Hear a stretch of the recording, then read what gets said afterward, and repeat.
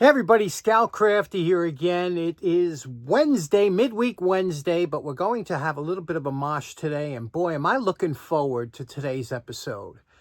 I'm really excited, really looking forward to it. I've been thinking about it. Sometimes at night before I go to sleep, I think about what we're going to talk about, what we're going to do, and I'm psyched because a couple great things coming up today. First of all, first thing I want to talk about, when I was younger, we used to play a game called street hockey. And you'll see why I'm talking about this in a minute when we get to our first project. Street hockey. We didn't have roller skates and stuff. We played with our Pro Keds or Converse sneakers, practically warm out. But during the winter time, we would play a lot of times hockey. We'd either set up a couple garbage cans as a goal, or every once in a while, somebody would have a net, which was very uncommon, but some kid always had a net. And we play in the streets, with, like I said, no roller skates or anything. Now, they did have a roller skate rink for hockey up the street, but that was a league. And, but for the kids, we would pick up games, in the street, whether it be street ball or frisbee, play catch, baseball, whatever it was, we play in the streets. And I only live a couple blocks from the park, but I don't know, for some reason it was fun playing in the streets, and blocking. And every time you'd have the one kid at the end of the corner yelling out, "Car!" That meant you kind of moved towards the sidewalk to let a car pass. I don't think you could do that today. It's so busy in front of my house. You'd be yelling "car" more than you'd be playing hockey. But it was a lot of fun. And I remember we used to go to buy a hockey stick because, again, we weren't playing with skates, but we wanted to get a good hockey stick. And you went to, there was a place called Modell's here in Flushing, or Herman's Sporting Goods. Was two places here that they used to have. They're long gone. But I remember it was going in there and playing, getting a hockey stick. It was always fun. And and you pick out the kind of stick you wanted. And then when you needed a puck, we didn't have real pucks. We used to, whenever we saw the Con Ed guys, and God bless those Con Ed guys, them old timers, we would see, especially the guys in the bucket trucks, we go over and go, "How you doing?" There'd be like four of us, and you go, do you have an extra roll of tape for, we could play? And the guys would throw us a brand new roll of, I cringe at it now because Scotch 33, beautiful electrical tape we were using for hockey, We should have been using that Chinese junk tape that they sell, that imitation electrical tape. We were using the good stuff, but boy, I'll tell you, we play hockey with that thing and practically wear out that tape, But the reason I'm bringing this up, the whole hockey thing, is because when you have to do your handles up, years ago, when I was in California, I remember seeing an old-time framer had his handle taped up like an old hockey stick, and we were talking about it, and I said, one day I'm going to do that. Today's the day, and you're going to join me. So let's get right to it. Okay, today we're going to start off by, you remember we did this Decker. Remember I picked up this Decker hammer, and the handle was kind of messed up, and you could see here it's not 100% tight. You can see there's a little bit of a play in there, and I'll show you why that is. And I use these. I'm not crazy about these round wedges, and I'll show you why. Now, these round style wedges, they look pretty cool, but the problem is, if you think about how a wedge is supposed to work, when you put a wedge in here, it's supposed to move material away from the wedge and wedge the hammer handle against the eye. When you put this round thing in, the whole idea of these was that it was going to push in all different directions because it's round. The problem is that center section is compressed and there's no pressure there pushing, so you're wasting. If you had just a regular straight wedge, it would push that way, and then you put a wedge this way if you have to push this way.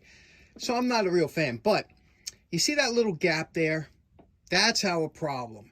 Anytime you have even the smallest of gaps like that, that can lead to movement in the head. You can see there, I don't know if you could pick it up, there's a little bit of movement. And the same here, there's a little gap here.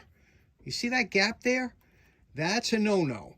And what you do with that, first of all, it's better if you can, you know, keep the eye, but it's no problem. If you have this gap, you have to fill that in. So you take some hardwood, you make it into a spike like this, put a little glue on it, and bang it into that hole. Before you put any wedges in the top, you fill any voids with wood scraps. So that's what I'm going to do now. Now, the first thing you do is you douse the tip with glue, okay?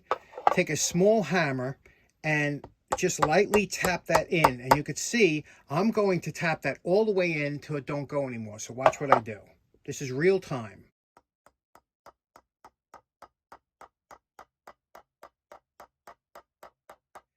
A lot of small taps until it will not go in anymore. See, it's starting to shave it in.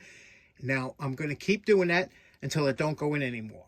You see how much of that I got in there? We filled that entire void from the bottom with that wood. Now what you're going to do is you're going to take a utility knife and you're going to rock it back and forth over right here like this. Just rock it back and forth until this will come off, okay? And it'll break off like this. You see that?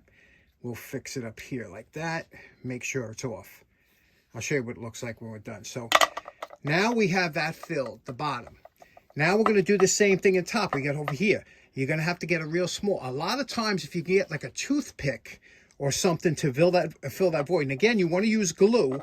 And I've used toothpicks a bunch of times before. Or if you have a piece of hardwood here, you can shave it down so that it's a very fine edge to get in there. Just custom make your wedge to go in. Here you can see there's the custom point that I made to go right into this area here. You see, and what I'm going to do is put a little glue there, and we're going to do the same thing. We're going to tap this very lightly, but a bunch of taps until we drive that in that it can't go anymore. Okay, now we tap that a good ways into that void that was there. Now we're going to do the same thing with the utility knife. Score it around the edge here. Okay, until that comes right off. Okay, there we go. And we will tap this in again. And I'll show you what this looks like at the finish. Now, if you see you have a little tiny gap in the front, because remember, there's no more play now. This is super solid. You know, that's in. There's no voids for it to move. But if you do have a little void there, you can use a toothpick, and I'll show you how that works. Okay, take a toothpick. Get good quality toothpicks, okay? I like the round ones. We have a toothpick here. Now you cut it in half using the utility knife, okay? Score it and roll it back and forth and cut it in half.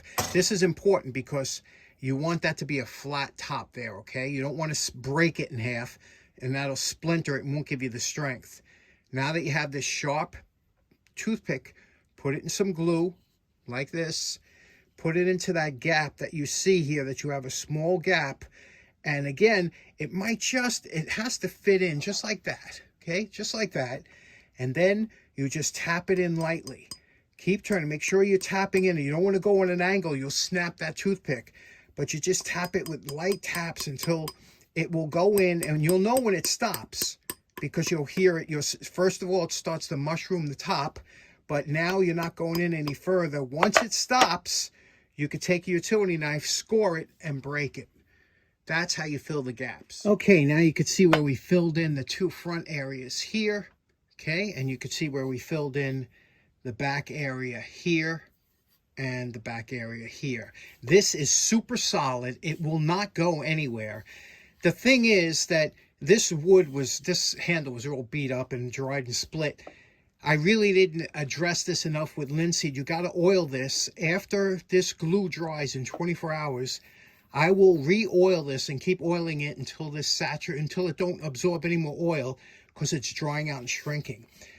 However, there we go. We're finished. But now, why the hockey talk?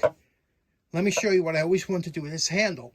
Remember, the handle was broken. I added this piece here, doweled it and added this piece. But I wanted to show you a nice tip on framing hammer or an axe, something you might lose, something might slip. When we're very young, you don't have a very strong grip. Middle age, we get a very strong grip, and when you're older, you lose that grip again. So you need something that helps to hold on to it, especially if you're doing a lot of swinging and you're not used to swinging all the time. you tend to start slipping or whatever the case may be. Let me show you a fantastic tip for doing this on some of your work tools. Now, a couple weeks ago, I talked about this grip tape. I buy it by the box here. This is called Short Tape. I get it on Amazon, but this stuff here is great. Any kind of grip tape is good. And what we're going to do is we're going to wrap up the handles of a couple tools, and I'm going to show you how you can take a tool like this one that has a kind of a slippery, not a great grip, and make it into something that is a fantastic working tool grip. You're not going to use this for your show tools because the white tape tends to get kind of dirtied up when you're using it. However, I promise you, it'll be the most comfortable grip you have, other than if it's a custom rubber grip or something. Here's a brush that I use for when I clean my truck. And what I did was, sometimes when I do a job that requires varnish and I have some left over on the rag, I'll just run it on some of these broom handles I have so that they're kind of smooth and easy on the hands. But this one here is a little bit slippery towards the end, especially when my hands get wet and this is soft, so I'm going to show you how we're going to put a little grip tape on here to make this nice and grippy. First thing we're going to do is we're going to spray a little bit of alcohol and wipe down the handle, so any handles, because tape always grips better on a clean surface. So we'll just clean this section off here so the tape grips nice. And then let me show you. First thing we're going to do is wrap the tape around a couple times at the bottom of the handle like this. Okay, just a couple times. I always like a swell at the bottom of all my handles. Then what we're going to do is we're going to let about 10 or 15 or maybe 20 inches of this come around. About there. And we're going to twist it. Now watch what I do. I'm going to twist it like this. And just twist it. Let it twist like this, a roll, until it becomes like almost like a rope. Don't take much, a few twists like that, and until it gets to a nice tight rope like this. Once it's tight like this, that's twisted around, you're going to bring this around like this. I don't know if you could see this here. Bring it around and work your way down the handle. Okay, and I'm going to show you in a minute. Now you could space these as close or as far apart as you want, but the main thing is you want to try and keep them even spaced all the way down, just for the appearance factor. Now you see we twisted that tape and we ran it up the handle like this, like a corkscrew. Now we're going to take the tape here at this end, run it around a couple times, and work it back towards the other end, just like this. At an angle, working and pulling it tight all the way down. Now, athletic tape or grip tape really isn't known for its stretchiness. However, if you pull it real tight when you're going up here, it's going to make it look much, much better. Okay, there we go. You can see what we did here. Now you can see that tape that's underneath it. This is an extremely, you're not slipping. You're not slipping with this, whether even it gets wet or whatever. Now, again, this will pick up some dirt because it's white. They do make this tape in different colors, black, blue, red, green. But you see what we did here with that spiral grip. This you could do on a hammer handle, you could do on anything, but it's got to be comfortable for you. And like I said, this is a real non-slip grip for here. Again, I like a little bit of a swell at the bottom. We're going to do that on the hammer next. I'm going to make a custom one. But you can see the possibilities that you can use this for, right? And how simple it is. Let's get to that hammer. Now, with the hammer, what I did is I put small strips in the front of the handles so that it would grip my fingers. And these are spaced exactly from my finger width.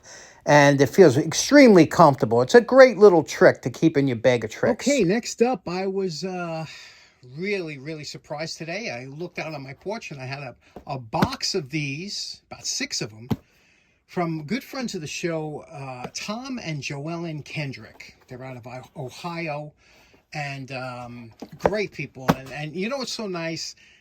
In the note that they put in with the box, they put it on the most beautiful stationery. It said, "God bless America" on top. And it had this picture on the bottom of their stationery. Look at that. Is that not the most beautiful waving flag? I tell you, I get goosebumps whenever I see those flags, like that. Picture like that is absolutely beautiful. So anyway, Tom and Joellen sent this over, and I I didn't know what it was when I first opened it up, you know, until I did. And check this out. You know, I'm crazy about lights, especially LED lights and whatnot. I'm not a fan of most modern things, but LED lights really have changed the game as far as how much electricity you use. 100-watt equivalent only uses 15 watts. And, of course, my favorite, 2700. This is about the lowest you get with LEDs. They do make lower. It's hard to find, but 2700 is really pleasing to the eye. It's got that warm look to it. Here is some of the markings on here in case you want to look. The equivalent here. How long it lasts. Supposed to be 45 years. Let me show you what it is real quick. I was shocked because I said, this thing is going to be great down here, and I'll show you why. What this is, see this here? This lamp here, and it comes with the instructions and whatnot, but it's a fully enclosed lamp like this. And you know, I have a lot of these ceramic or porcelain fixtures down in the basement because it was an unfinished basement, and that's just the way they did it years ago. They're all over here. This you can put up there. You could flip this. You slip this piece off. That's an adapter. If you have different ones, you could put it to a regular ceiling with this piece here, and it'll just screw on. But and you can see the bulb is right there. Let me show you why this is so great. And here it is, good, suitable for damp locations, which is always nice to see. Years ago they weren't. A lot of them weren't. But let me show you how cool this is and how it looks. Okay, over here, it looks like a mess back here. You could see here, let me cover that up. This here is a light that I use. This is back by my washing machine. And over here, there's a little switch here. And this switch has been giving me problems for a long time. I was going to change it. I got to take it apart. Check out how great this is now. I'm going to unscrew this bulb, right? Unscrew this bulb. And I'm going to screw that light onto here and show you what it looks like. Now I'm doing this lefty and I'm a righty, but you can see here how that socket fits right over that, okay? So it goes right over that fixture like that. It'll screw on. There we go. Now you see it's just screwing on nicely. It covers that whole fixture, and that's it. Look at how nice that looks, right? Now check this out. This is even better. The 100-watt equivalent. Watch. When I pull this switch down, oh my goodness, look how bright that is. It's tremendously, it's hard to see on here because, you know, this is self-darkening, but absolutely beautiful. Lights up the whole area. Just a lovely fixture. This was the installation we just did, where you just screwed it right onto the fixture. However, if you didn't have a fixture up there or something, and you just had, you know, a wire or something, any kind of power source, all you had to do, it comes with this porcelain UL socket. You just take the 2 wire nuts, you hook it up to there. This will be hanging down. You screw this up into your ceiling or whatever, and that light, this will screw onto the bulb, and that light will just spin onto here. So what a fantastic invention. I don't know where they got it, but there it is. That's what it is. The LED utility. I don't even know what the brand here is, but thank you so much, Tom and Joellen. That is really nice. So in closing, you know, when I was younger, I used to see a lot of guys doing work on the side of the road, you know, whether they were digging ditches or in the parks department. I remember a lot of their tools had grip tape on it. A lot of their tools had grip tape on their, you know, especially if they were using like hole diggers or anything like that, industrial tool. And I'm wondering why we don't see that anymore, why it fell out of favor, so to speak, you know. But that was a big thing back in the day.